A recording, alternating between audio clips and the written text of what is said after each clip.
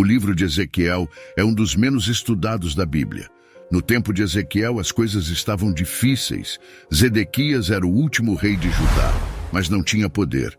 Ele governava em Jerusalém com um exército fraco. A cidade foi cercada de novo e o exército de Nabucodonosor pegou Zedequias.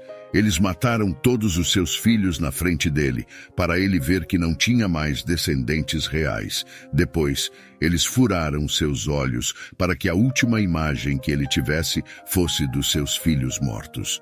Então, Nabucodonosor mandou destruir Jerusalém por completo. Ezequiel foi chamado para pregar nesse tempo, mesmo estando longe de Jerusalém, na terra da Babilônia. Ele teve uma visão sobre o Vale dos Ossos Secos, que o Senhor Deus mostrou para dar esperança ao seu povo escolhido. Por causa do pecado deles, o Senhor deixou que Nabucodonosor invadisse e dominasse a terra deles. As pessoas foram levadas como escravas para a terra estranha e distante da Babilônia. Elas estavam tristes.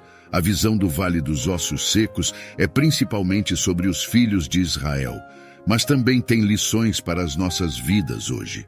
Ezequiel, capítulo 37, versículo 1 e 2. A mão do Senhor veio sobre mim, e ele me levou pelo Espírito do Senhor e me colocou no meio do vale, e era cheio de ossos. E me fez andar ao redor deles, e eis que eram muitíssimos sobre a face do vale, e eis que estavam sequíssimos. O Senhor levou Ezequiel para ver um vale cheio de ossos secos. Deus não mudou o lugar onde Ezequiel estava, mas lhe deu uma visão clara de que ele estava em um vale cheio de ossos. A secura deles mostra que eles estavam lá há muito tempo. Os ossos também indicam que o vale já foi habitado, mas não mais. O Senhor queria que o coração e o espírito de Ezequiel fossem tocados pela situação sem esperança que parecia. Se não tomarmos cuidado, nossas casas podem virar um monte de ossos secos. Quanto mais desprezamos as palavras de Deus, as regras da família, mais fácil elas se tornam um esqueleto. Até mesmo alguns cristãos que antes andavam com o Senhor viraram um monte de ossos.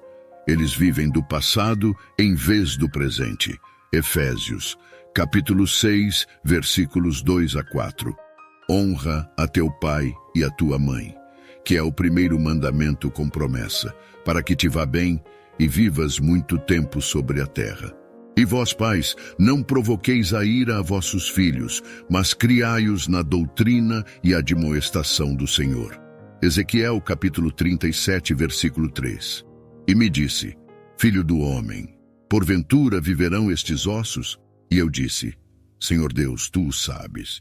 Ezequiel respondeu à pergunta de Deus sobre se os ossos podiam ter vida novamente, dizendo que só o Senhor sabia. Para Ezequiel, a situação era impossível. Quando pensamos na importância do dia, também podemos pensar nos tempos que virão. Se quisermos ver um avivamento, cabe ao Senhor trazê-lo, assim como ele fez no tempo de Ezequiel. Mas Deus é capaz de fazer isso. Lucas capítulo 18, versículo 27. Mas ele respondeu, as coisas que são impossíveis, aos homens são possíveis a Deus. Ezequiel capítulo 37, versículos 4 a 8. Então me disse, profetiza sobre estes ossos, e dize-lhes, ossos secos, ouvi a palavra do Senhor. Assim fala o Senhor Deus a estes ossos. Eu vou fazer entrar em vocês o sopro de vida, e vocês vão voltar a viver. Eu vou colocar nervos sobre vocês, fazer crescer carne sobre vocês, cobrir vocês de pele e colocar o sopro em vocês. E vocês vão viver e saber que eu sou o Senhor. Então eu profetizei como ele me mandou. E enquanto eu profetizava, teve um barulho e logo um som de ossos se juntando, osso com osso. E quando eu olhei, os nervos e a carne apareceram sobre eles, e a pele os cobriu, mas eles não tinham sopro. Ezequiel recebeu depois ordens do Senhor para pregar aos ossos que já estavam mortos. Ezequiel estava aprendendo com Deus uma verdade importante que todos nós precisamos entender, que a palavra de Deus tem poder. A vida está na Bíblia. Ela dá vida e fé para quem a recebe. Ezequiel viu um milagre acontecer. Os ossos começaram a se unir uns aos outros, osso com osso. E enquanto ele via, músculos e carne começaram a crescer nos esqueletos, e logo seus corpos estavam cobertos de pele. Mas eles eram só um monte de corpos mortos se mexendo de forma organizada. Hebreus, capítulo 4, versículo 12. Porque a palavra de Deus é viva e poderosa, e mais cortante do que qualquer espada de 2 gumes, e penetra até a divisão de alma e espírito e de juntas e medulas, e é apta para discernir os pensamentos e intenções do coração. Romanos capítulo 10, versículo 17.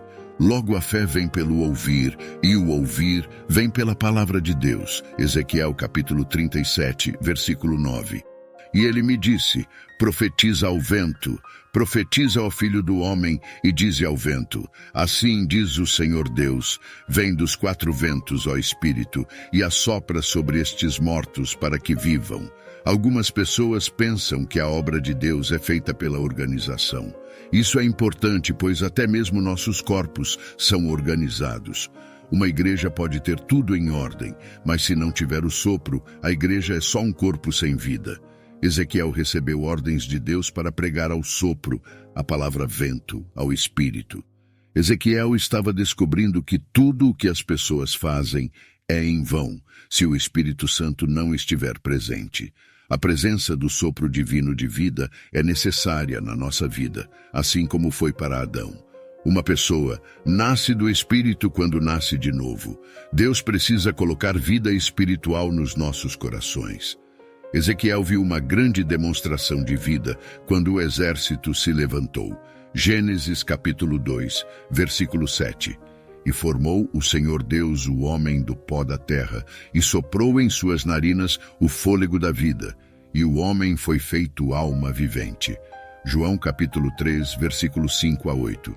Jesus respondeu: em verdade te digo que aquele que não nascer da água e do Espírito não pode entrar no reino de Deus. O que é nascido da carne é carne, e o que é nascido do Espírito é Espírito. Não te maravilhes de eu te dizer: necessário vos é nascer de novo.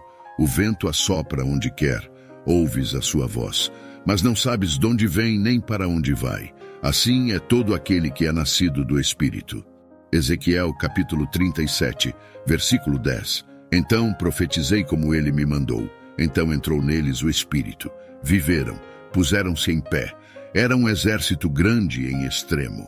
Ezequiel capítulo 37, versículo 11 a 13. Ele me disse: filho do homem, estes ossos representam todo o povo de Israel. Eles dizem: os nossos ossos secaram e a nossa esperança acabou. Estamos completamente destruídos. Por isso profetiza e fala para eles: assim diz o Senhor Deus: eu vou abrir os túmulos de vocês e fazer vocês saírem dos túmulos, ó povo meu. Vocês vão ver que eu sou o Senhor, quando eu abrir os túmulos de vocês e fazer vocês saírem dos túmulos, ó povo meu. A visão ficou clara e Deus explicou o seu significado animador. Os israelitas tinham perdido toda a esperança, mas Deus tinha prometido para eles que eles teriam um renascimento nacional. Eles tinham sido cercados e espalhados pela região. Os homens acharam que as coisas eram sem saída, mas não conheciam o poder de Deus. Israel não só ia voltar a viver, mas também ia ser restaurado à sua antiga glória. Deus prometeu trazê-los de volta à sua terra natal. Ezequiel capítulo 37, versículo 14. E porei em vós o meu espírito, e vivereis, e vos porei na vossa terra, e sabereis que eu, o Senhor, disse isto, e o fiz, diz o Senhor Deus. Deus terminou a visão para ele, pois Ezequiel não respondeu. E então Deus mostrou para ele o significado, como ele ia ressuscitar os ossos soltos de Israel, que tinham perdido toda a vida. Palavra e Espírito seriam os meios pelos quais ele faria isso. Foi revelado a Ezequiel que ele devia profetizar sobre esses ossos e foi mandado dizer para eles: ossos secos, escutem a palavra do Senhor. Então, quando Ezequiel obedeceu, Deus fez os ossos começarem a se unir de novo, enquanto nervos, carne e pele lhes davam a forma original. Mas a palavra tinha que ser seguida pela vinda do Espírito para que esses corpos recebessem o sopro e voltassem à vida. Isso é um exemplo clássico de renascimento. O renascimento espiritual da Igreja de Deus nos tempos modernos acontece pela palavra e pelo Espírito. Quando algum desses elementos está faltando, o povo de Deus não consegue ter uma experiência real da presença de Deus entre eles. 2 Coríntios, capítulo 3, versículo 17 e 18. Ora, o Senhor é Espírito, e onde está o Espírito do Senhor, aí há liberdade. Mas todos nós, com o rosto descoberto, refletindo como um espelho a glória do Senhor, somos transformados de glória em glória, na mesma imagem, como pelo Espírito do Senhor. De acordo com a palavra de Deus, nossas transgressões e pecados antes nos tornaram tão sem vida quanto um monte de ossos secos. Mas Deus nos deu uma mensagem de esperança. Quando reconhecemos Jesus Cristo como nosso Senhor e Salvador, Ele nos vivificou, ou seja, nos trouxe de volta à vida. É hora de compartilharmos essa palavra de esperança com aqueles que, por causa dos seus pecados e transgressões, ainda estão espiritualmente mortos. Se espalharmos a palavra e lembrarmos que dependemos do Espírito Santo para a força e direção, talvez possamos ver um renascimento em um túmulo. Efésios capítulo 2, versículo 1. E vos vivificou estando vós mortos em ofensas e pecados. Romanos capítulo 5, versículo 8.